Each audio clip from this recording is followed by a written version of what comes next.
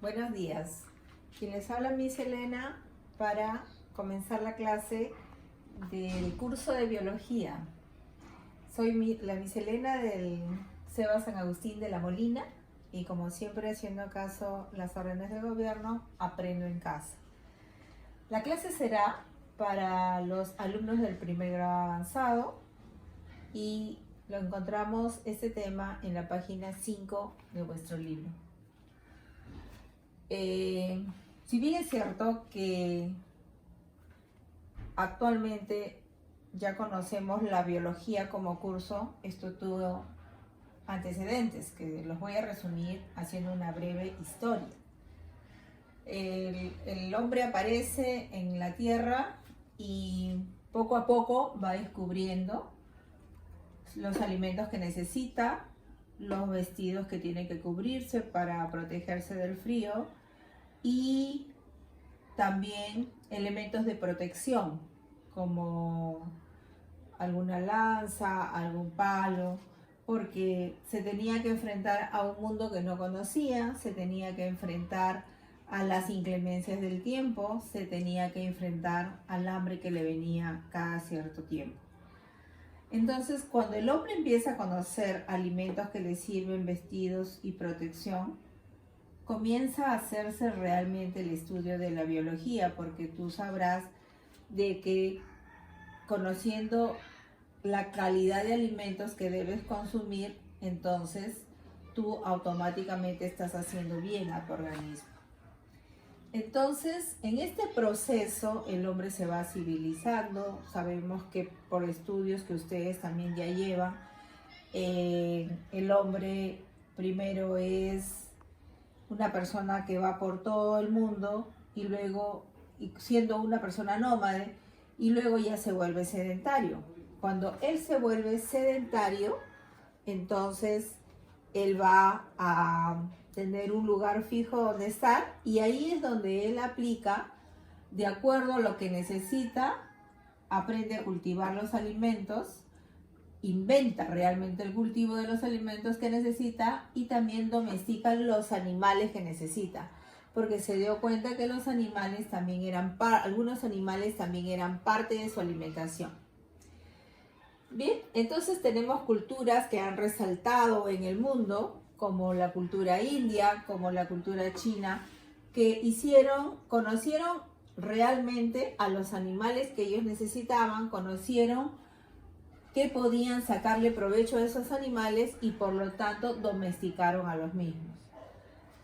En Egipto también se hacía el embalsamiento de los muertos y por hacer ese embalsamiento de los muertos ellos como que empezaron ya el estudio del cuerpo, o sea, un estudio anatómico de los cuerpos que iban a embalsamar, porque no se embalsa por embalsamar, también tienen sus procesos y ellos fueron descubriendo el tipo de procesos y para hacer eso tenían que saber cómo era la anatomía de los mismos.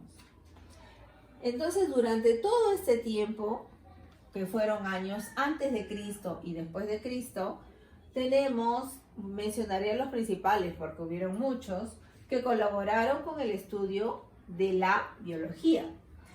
Tal es el caso de Heráclito, antes de Cristo. Él ya descubrió que el cerebro era el centro motor del cuerpo humano. Hipócrates fue el padre de la medicina.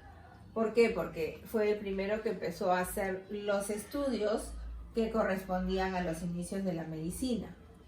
Platón decía que el cerebro, el corazón y el hígado eran como el trípode del cuerpo humano, que estos tres determinaban el funcionamiento del mismo y no dejaba de tener razón, porque sabemos que el cerebro es el que manda a muchos órganos, el corazón tiene también una función muy importante de regar el cuerpo y el hígado es una fábrica que es muy difícil de ser reemplazada. Aristóteles, que también fue antes de Cristo, se le considera el padre de la biología porque hizo muchos estudios relacionados con biología. Sabemos que la biología es parte del estudio de los animales y de las plantas y también del cuerpo humano. Y Teofrasto fue el padre de la botánica. El padre de la botánica porque él se dedicó a la clasificación y al estudio de las plantas. Leonardo da Vinci, ya perteneciente a la etapa después de Cristo, obviamente, tenía muchos oficios. Era un mecánico, era astronauta, era pintor, pero fue un pintor muy exclusivo que hacía los matices correctos. Tenemos una obra de él que hasta ahora es muy apreciada, que está en París, ¿no? La Gioconda. Pero para hacer eso, él tuvo estudios de anatomía y fisiología, que es lo más importante. O sea, no estudió solamente la anatomía, sino la anatomía relacionada con la fisiología. ¿Y qué es la fisiología? El funcionamiento de los órganos. Louis Pasteur fue el fundador de la microbiología. Él, con todos los avances que ya había hasta esa época, fue el fundador de la microbiología porque estudió cosas mucho más pequeñitas que son los microorganismos. Él ya empezó con estos temas. Actualmente nosotros ya vivimos en un mundo que ha desarrollado mucho la parte de la medicina, la biología, la botánica, y por eso sabemos qué alimentos comer, sabemos qué ejercicios hacer, sabemos qué es lo mejor para nuestra salud, sabemos cómo nos debemos cuidar cuando vamos a algún lugar, sabemos qué debemos hacer cuando tenemos un hijo y qué vacunas tomar, contra qué cuidarnos. Por eso se dice que actualmente nos han favorecido los estudios de las mutaciones, los estudios de la nutrición, qué es lo que respecta a los alimentos que debes comer, qué vacunas debemos poner a los niños para evitar que ellos sufran o la muerte o las deformidades. El estudio del ADN y el ARN nos ha permitido que estudiemos el metabolismo del cuerpo. Cada cuerpo es diferente a otro y por lo tanto el estudio de ellos determinará una cuantificación de cómo debería ser su proceso de desarrollo. También actualmente sabemos de que se ha hecho el descubrimiento de muchas antibióticos y remedios que son a partir de los mismos microorganismos. Entonces se está elaborando en los laboratorios sustancias como por ejemplo lo que necesitan los diabéticos, que es la insulina. Entonces la insulina se descubrió, entonces el diabético tiene muchas posibilidades de curarse porque ya va a la farmacia, compra su insulina y se la aplica y tiene posibilidades de seguir viviendo y no morir. Hay otros alimentos que se están formando, remedios que se dan a partir también de microorganismos que se les ha hecho el estudio, y esto responde a un estudio de la biotecnología. Se está mejorando a las especies, se está mejorando las plantas, se está evitando algunas plagas, se está evitando afecciones. Podemos mencionar en este campo lo que está sucediendo en la actualidad, la aparición del coronavirus. Todos ustedes saben que actualmente estamos en pandemia y la pandemia responde a que apareció este virus que hace daño, incluso mortal, a los que llegan a ser afectados. Inicialmente se decía que solo afectaba nuestros pulmones, que se llenaban de agua nuestros alvéolos y que luego ya no podía entrar el oxígeno que entra a través del aire y nos infectábamos porque nuestro sistema inmunológico se degradaba. Pero ahora sabemos también que los estudios que están haciendo están llevando a que han determinado que también hace daño al corazón, porque hace un daño vascular, porque va a hacer trombosis en el proceso de que se va por toda la sangre. Y este estudio va a continuar, incluso ya sabemos que se están haciendo las vacunas pero que de repente ahorita este año todavía no van a poder ser utilizadas porque tienen que llevarse las pruebas. Pero así como está pasando con el coronavirus, también está pasando con otros microorganismos que puedan aparecer o que puedan pasar a hacer mutación y que ahorita están dormidos, pero al hacer una mutación nos pueden volver a hacer daño. Continuamos. Como estamos explicando, entonces todos estos estudios nos han traído avances que luego servían de base para que otros científicos continuaran, y actualmente se siguen haciendo estudios, y esto será para la posteridad, para que ya las otras generaciones sepan qué es un coronavirus, cómo combatirlo, por ejemplo, ¿no? Y también, así como él, en otros alimentos. Antes no se consumían algunos alimentos porque no se conocían sus propiedades, pues ahora ya los estamos consumiendo, y actualmente hacemos estudios de nuevos alimentos, diferentes formas de prepararlos que contribuyen a la mejor alimentación. Entonces estos estudios sirven para la posteridad. Bien, entonces todo ello nos ha llevado a la composición de los seres vivos. Este tema ustedes lo encuentran en la página 7 de vuestro libro, donde vamos a hacer una pequeña clasificación. Bien, el hombre para que se origine su vida necesita de varios elementos. ¿Cuáles son ellos? Carbono, hidrógeno, oxígeno, nitrógeno. Estos 4 elementos, unidos a otros elementos que los conocemos de la tabla periódica, como por ejemplo el fósforo, el azufre, el calcio, el cloro, el selenio, el zinc, el magnesio, el sodio, el potasio y otros, van a dar el origen a la vida. Entonces, tenemos que los elementos biogenésicos, que son los elementos que van a dar la vida, eso significa van a dar el origen a la vida, se van a dividir en 2 grandes grupos. Uno son los elementos organógenos y los otros los elementos oligogenésicos. ¿Cuáles son los elementos organógenos? Primero, ¿qué significa? Los elementos organógenos son aquellos elementos que van a formar las proteínas, los lípidos, los carbohidratos, las biomoléculas grandes. ¿Y quiénes son? Carbono, hidrógeno, oxígeno, nitrógeno, fósforo, azufre. Y los elementos oligogenésicos son aquellos que no se necesitan en gran cantidad, se necesitan partículas muy pequeñitas, incluso trazas. Entre ellos está el sodio, el cloro, el potasio, el hierro, el selenio, el cobre, el magnesio, el yodo, molibdeno, cobre. Acá es magnesio, flúor, silicio, arsénico, níquel, zinc y calcio, y muchos otros. Acá es manganeso.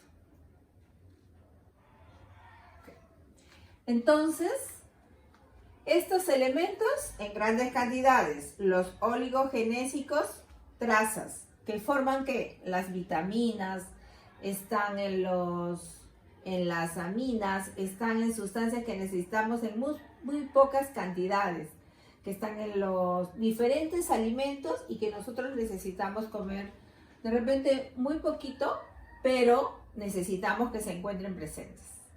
Entonces, los compuestos que se van a formar a través de los elementos que hemos mencionado se derivarán ahora en compuestos inorgánicos y también compuestos orgánicos.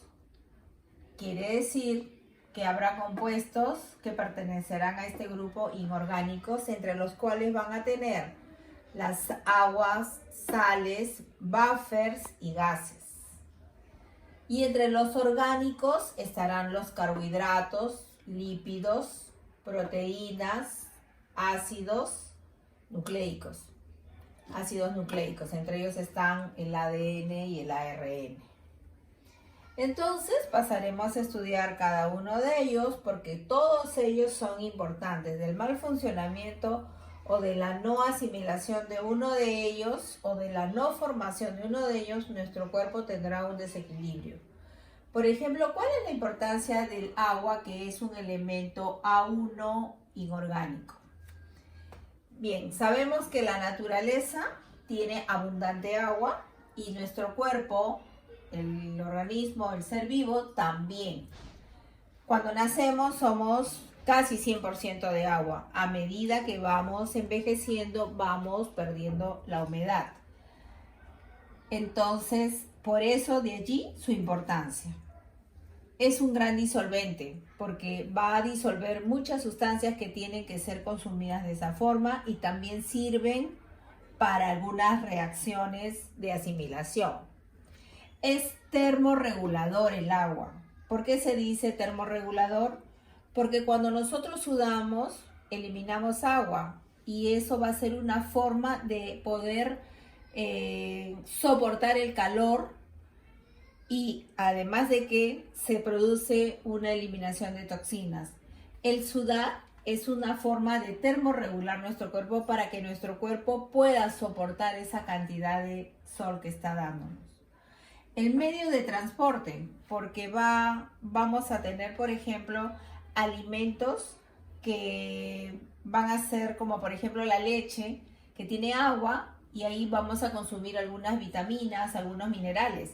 Es un medio de transporte por el que nosotros vamos a ingerir nutrientes. Participa en toda reacción química. Participa en la digestión, porque si nosotros comiéramos solo sólidos, no podríamos avanzar mucho. Sin embargo, cuando almorzamos tenemos que tener, o desayunamos, consumimos alimentos sólidos y alimentos líquidos. Entonces ahí sucede una reacción en nuestro estómago. También para la excreción, porque nuestra materia fecal necesita que consumamos, además de fibra, agua para que se pueda formar la materia fecal, para que podamos excretar las toxinas y los residuos. Entonces, el agua tiene mucha importancia de que la consumamos y en estos momentos una de las recomendaciones es que tomemos mucha agua sana para poder eliminar las toxinas y que nuestro cuerpo esté libre y pueda desarrollarse. Pueda desarrollarse en otros aspectos de que se asimile bien la digestión. Las sales naturales, que es el punto número 2. Las sales naturales pueden estar en 3 presentaciones. Precipitadas, quiere decir que hay sustancias que lo van a tener precipitadas en el sólido, está precipitado como, por decir, en el agua, unas pepitas. Disueltas, puede ser que estas sales estén en todo el líquido, puede ser que estén asociadas, puede ser que la sal esté incluida a otro alimento sólido. ¿Y para qué sirven estas sales naturales? Para formar estructuras, forman estructuras de nuestros tejidos, de nuestro organismo, de nuestros huesos, de nuestros ligamentos. Forma enzimas. ¿Qué cosas son las enzimas? Son sustancias que van a ayudar a que se acelere o retarde una reacción química. Entonces las sales naturales ayudan a que se formen estas enzimas y esas enzimas ayudarán a otras reacciones. También forman pigmentos. Tenemos pigmentos que van a formar la estructura de algún alimento y van a servir para que se mantenga la pigmentación, por ejemplo, de nuestra piel, en el caso de nosotros los seres vivos. Regula la presión osmótica, quiere decir que si no consumimos estas sales va a haber un elemento que no va a permitir la presión osmótica. ¿Qué es la presión osmótica? La presión osmótica viene de ósmosis. ¿Qué es ósmosis? Es el pase del agua a través de una membrana celular. Y para ello debe ir de mayor presión a menor presión. Y los elementos, o sea, las sales naturales, son aquellas sales que van a permitir que esta presión osmótica sea la correcta. Contribuye al equilibrio electroquímico. Quiere decir que cuando consumamos alimentos y estos sufran degradación, porque un alimento se consume y luego a través de reacciones químicas se degradan en el estómago y luego estos pasan al intestino delgado para que puedan ser asimiladas y nutrir nuestra sangre, también se desequilibran los elementos porque se van a ionizar y al ionizarse van a formar iones que van a ir llevados por la célula al lugar que le corresponde. Por eso se dice que contribuye al equilibrio electroquímico, porque va a haber desionización de algunos elementos que van a pertenecer al grupo de las sales naturales. Continuamos. También ahora vamos a ver uno de los compuestos inorgánicos muy importantes, son los buffers. ¿Qué cosas son los buffers? Los buffers son sustancias formadas por un ácido débil y un ácido fuerte. ¿Para qué son importantes los buffers? Son importantes para regular el pH. ¿Qué cosa es el pH? El pH determinará si la sustancia debe ser ácida, debe ser neutra o debe ser básica. Ácida como el limón o como nuestros jugos gástricos, o neutra como el agua, o básica como un jabón. Entonces, los ácidos débiles más los ácidos fuertes forman los buffers. ¿Para qué es importante? Para regular el pH. Ejemplos: la hemoglobina, los sueros, y acá tenemos el ácido fosfórico, que se convierte luego en su pH retirando 2 hidrógenos. Otra sustancia, otro compuesto importante de los inorgánicos son los gases. ¿Cuáles son los gases más conocidos? Los gases más conocidos, el oxígeno, dióxido de carbono, ozono y nitrógeno.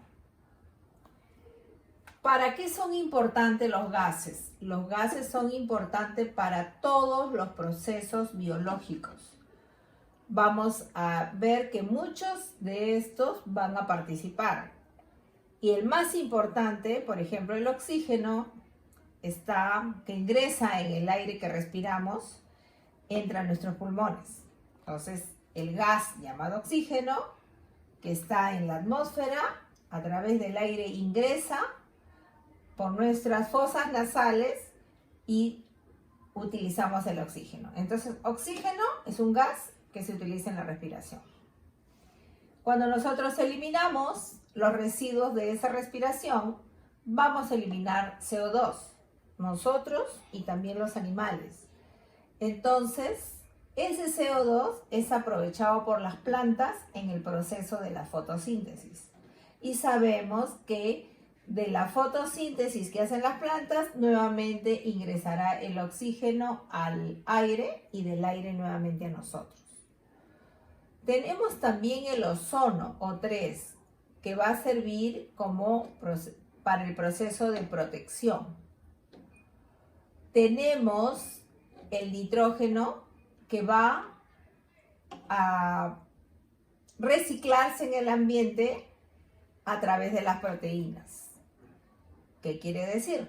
Que los animales y nosotros vamos a degradarnos, al final morimos, pero esto nuevamente se recicla en la tierra y nuevamente alimenta a la tierra. Es parte de la formación de las plantas que luego van a ser consumidas por los animales y tanto las plantas como los animales consumidas por el hombre. Entonces tenemos 4 gases importantes con la cual termino de explicar los compuestos inorgánicos más importantes que componen a los seres vivos. Muy bien, entonces hemos avanzado en esta primera clase con una historia de la biología, una breve historia. Ustedes pueden leer más completamente en vuestro libro y queda como tarea para los alumnos del grupo de lunes, miércoles y viernes la página 7 y la página 8. Y para los alumnos de sábado y domingo tienen que revisar la página 7. En la siguiente clase continuaremos con la composición de los organismos vivos y les recomiendo de que lean su libro, de que también revisen en internet si desean ampliar la información, y la clase que corresponde a la composición de organismos vivos, de los cuales ya hemos avanzado los compuestos inorgánicos. Entonces se continuará la siguiente clase y sería bueno que ustedes vayan leyendo para que luego vayan haciendo una comparación con el siguiente grupo de compuestos. Cualquier duda, hacerla virtualmente al colegio, y se tendrá en cuenta las sugerencias de ustedes. Espero que haya sido de agrado la clase. Nos veremos la próxima.